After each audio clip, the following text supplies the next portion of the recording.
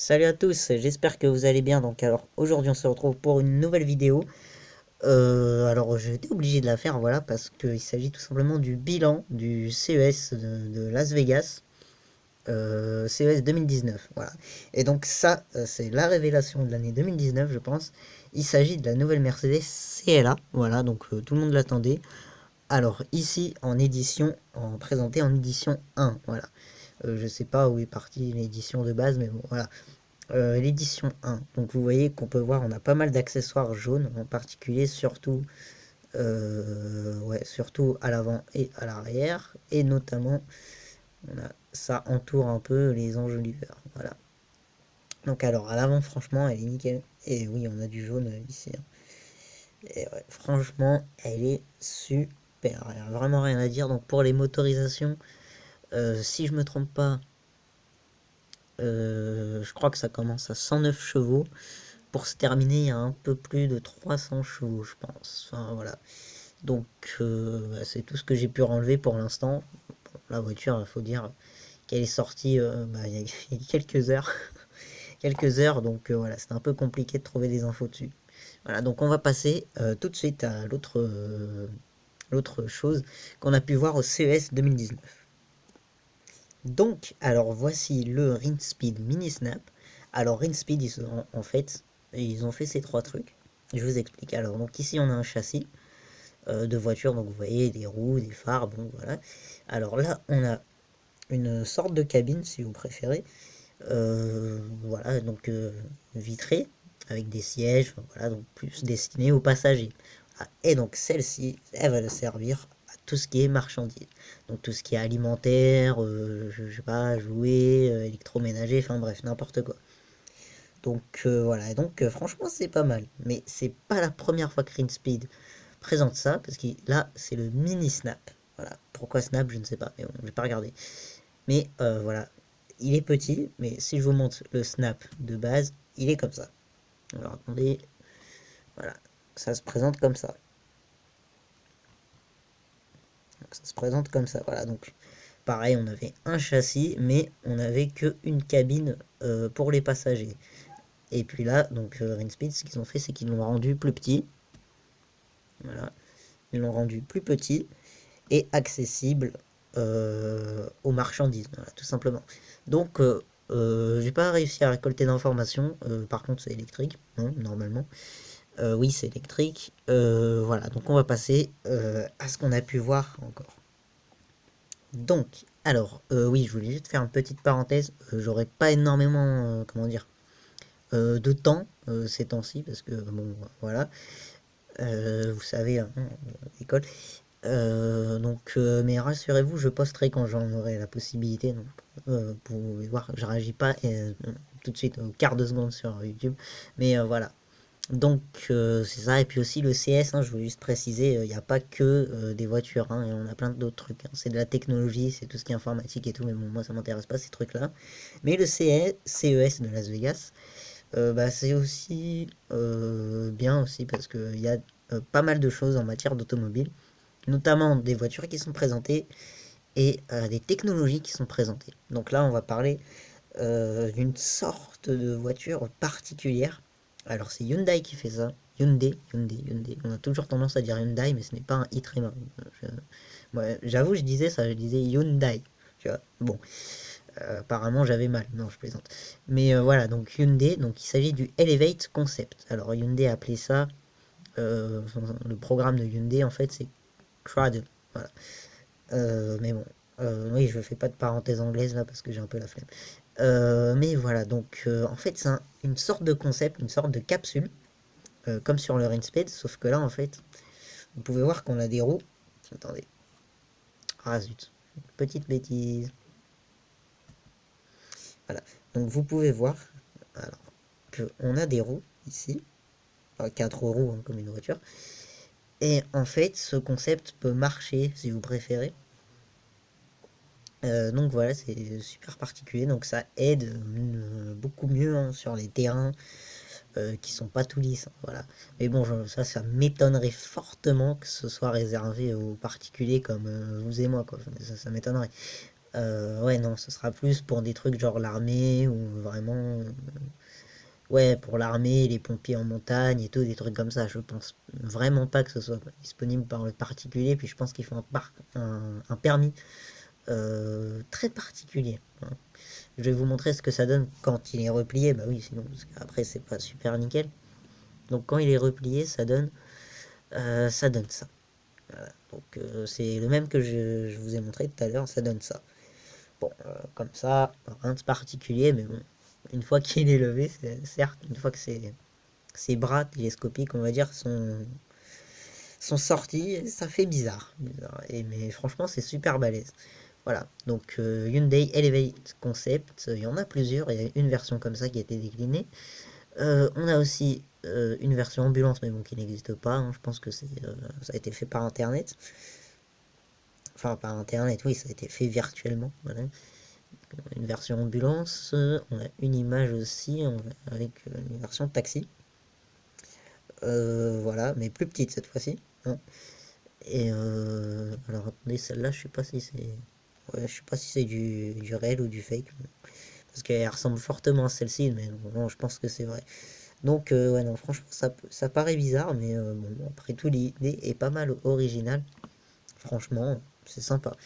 Donc, bah, allez, on va passer à la chose suivante.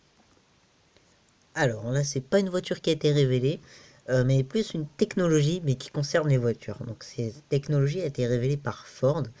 Ils lui ont donné comme nom CV2X. Bon, particulier, je comprends rien. Mais voilà. Donc en fait, cette technologie va permettre, comment dire, de communiquer avec les autres véhicules, en voyant l'image, pas forcément ceux de la marque Ford, parce que là, c'est en Colorado, ça, je crois. Ouais, c'est en Colorado. Et, ouais, et communiquer avec les piétons et les feux tricolores. Donc ça, c'est cool, tu vois.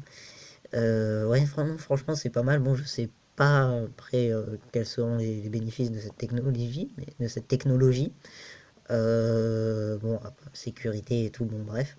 Parce que les Ford, hein, ils sont pas autonomes encore. Non, mais en tout cas, franchement, chapeau, je pense que ça va beaucoup servir, hein, notamment aux conducteurs qui sont un peu distraits. Voilà, bon, c'est un téléphone dans la voiture, c'est sûr. En même temps, bon, ceci dit, tout le monde le fait, il n'y a pas de quoi, hein. Mais voilà, donc cette technologie devrait améliorer la conduite, a priori. Ah oui, excusez-moi, j'ai juste oublié de vous dire que la technologie devrait arriver d'ici 2022. Voilà. Donc, alors là, on est avec une marque que vous ne connaissez peut-être pas. Il s'agit de Daimler, mais normalement, vous êtes obligé de connaître la marque suivante, Mercedes. Et oui, mais Mercedes appartient à Daimler. Alors avant dans le groupe, il y avait aussi Chrysler. Mais bon, pour cause de je ne sais plus quoi, Chrysler ne fait plus partie du groupe et a été revendu. Voilà. Mais donc Daimler, alors en fait, tous ceux qui ont une Mercedes, voilà, ou et une Smart aussi, bah en fait, vous roulez dans des Daimler, hein. Voilà, des Daimler rebadgés Mercedes. Enfin, rebadgés, non. Bon, c'est Mercedes quoi, mais si vous voulez, Daimler c'est une grosse entreprise qui a à son gros, enfin, ouais, enfin, qui dirige Mercedes quoi. Voilà. Donc, tous ceux qui ont une Mercedes, avis à vous, vous roulez dans une Daimler. Voilà. Mais alors, ils ont aussi un département qui s'occupe des camions, mais en fait, les camions, tout simplement, enfin, notamment les poids lourds, hein, pas les camions, les poids lourds plutôt, mais ils sont tout simplement pas importés chez nous, bon, parce que voilà, c'est plus aux normes américaines. Mais voilà, donc alors ici, on a un Daimler, oh, zut, j'ai pas regardé le modèle, donc Daimler Trucks, donc c'est l'entreprise qui s'occupe des camions, enfin c'est une filière qui s'occupe des poids lourds. Donc qui nous montre, attendez une petite seconde. Tac, tac, tac, tac, tac. Ouais, donc, alors, il faut savoir qu'ils ont quand même investi 500 millions de dollars pour faire des camions autonomes. C'est un truc de malade. Donc, celui-là est semi-autonome niveau 2. Alors, j'ai pas relevé c'était lequel. Oui, c'est ça. C'est le Freightliner niveau 2. Ouais, en autonomie. En semi-autonomie, pardonnez-moi. Donc, voilà. Bon, alors là, ici, vous me direz, si tu t'intéresses aux voitures, logique, tu t'intéresses aux motos. Bon, moi, je m'intéresse pas énormément aux motos. Bon, je regarde comme ça, bon, ouais, belle mécane, patati patata, c'est bon, pas plus. Je m'occupe pas forcément des motos. Je suis pas aussi l'actualité des motos. Mais celle-ci a été présentée au CES, et donc, du coup, j'ai dit, bon, bah, pourquoi pas la montrer en vidéo? Parce que les motos, c'est bien aussi, hein. Ouais, c'est pratique. Sauf si tu habites sur Paris, quoi. Ouais, enfin si t'habites sur Paris, justement, c'est pratique, quoi. Mais bon, tu vas te faire faucher, donc ça sert à rien. Donc, oui, je disais, donc ici, on a la Harley Davidson Livewire. Livewire ou la... Attendez. Oh là là. Attendez. Oui, Livewire, oui, c'est ça. La Harley Davidson Livewire, donc, qui est une moto électrique. Sur la balance, elle fait 210 kg. On a un petit moteur de 74 chevaux. Bon, franchement, c'est bien. Euh, on a 85 km d'autonomie, mais par contre, 3 h 30 pour recharger la moto, quoi. C'est bof bof, quoi. Mais bon, franchement, la moto après est sympa. Attendez, on va juste voir l'avant. Donc, ouais, si l'avant, bon, ouais, moi j'aime bien, j'aime bien. Elle est sympa, elle est sympa. Donc, voilà, ça c'était pour la nouveauté moto. Donc, alors ici, on a Toyota. Bon, je sais ce que vous allez dire, non, c'est une Lexus. Effectivement, c'est une Lexus LS 600H. Mais Toyota a bossé dessus en fait. Ils nous ont dévoilé une sorte d'intelligence artificielle qui va tout simplement aider le conducteur. Et aussi la voiture peut être 100% euh, autonome. Voilà. Alors ça, ce qui est en haut, ce qui est pas très beau, voilà, bah, c'est tout ce qui va permettre au conducteur. Enfin voilà, donc, je sais pas, par exemple, s'il dort, bon, ça dit déjà, je sais pas, les bruits, enfin des trucs comme ça, enfin plein de trucs donc qui permettront au conducteur de, comment dire, de mieux s'occuper de la route, quoi. Voilà. Donc afin d'éviter au maximum les accidents, et tout ça, quoi. Donc alors, le dispositif là qui a en haut, il s'appelle Guardian. Je ne sais pas pourquoi. Et me demandez pas aussi pourquoi c'est une Nexus hein, qu'ils ont choisi. Ils auraient pu prendre une Prius quand même, hein. Voilà. Mais bon. Alors, cette voiture, vous la connaissez sûrement. Il s'agit de la Nissan Leaf i+. Donc, qui dispose d'une autonomie de 385 km. Alors, vous allez me dire, en fait, on s'en fout. Oui, peut-être, mais voilà. Au CES, elle a disposé d'une nouvelle batterie, donc qui lui a donné ouais, une plus grande autonomie. Voilà. Donc l'ancienne, je sais plus, elle était à combien. Vous pouvez voir de toute manière qu'il s'agit que celle-ci est aux normes américaines. Ça se reconnaît un peu parce qu'on a les clignotants apparents. Mais là, ils sont bien apparents. Et puis, déjà, on n'a pas la plaque à l'avant. Mais bon, vous me direz, c'est une voiture de. Donc, logique qu'on n'ait pas la plaque. Voilà pour la Nissan Leaf, donc qui a augmenté son autonomie. Sinon, à part ça, rien n'a changé. Et elle est baptisée Nissan Leaf i+. Donc, alors ici, on va pas parler de nouveauté auto.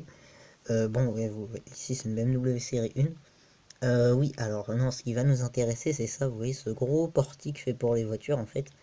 Et ben, c'est une start-up qui a développé ça. Donc, la start-up s'appelle WeProve. Et franchement, bah, je vous tire mon chapeau, franchement. Ouais, non, en fait, c'est un portique, voilà, tout simplement. Vous faites rentrer votre voiture dedans. Moi, ça ne se ferme pas, hein. Ça va plus être disponible pour les professionnels, notamment, hein. Bah oui, parce que je sais pas ça coûte combien. Franchement, j'ai cherché le prix, j'ai pas trouvé. Mais voilà, de toute manière, je peux pas l'acheter, hein, et j'ai pas de voiture en plus. Voilà. Et oui, et donc, en fait, il va vous permettre de faire l'état des lieux du véhicule en 3 secondes. Ouais, c'est un truc de ouf. Il utilise des tonnes et des tonnes de machins, mais c'est un truc pas possible. Ça vous fait de la reproduction 3D et tout. Et vous avez ça sur votre téléphone, en fait. Et il faut télécharger une application aussi. Et non, franchement, c'est balèze. Et ils ont testé avec cette série 1 et ça. Non, en fait, j'ai pas envie de dire de bêtises.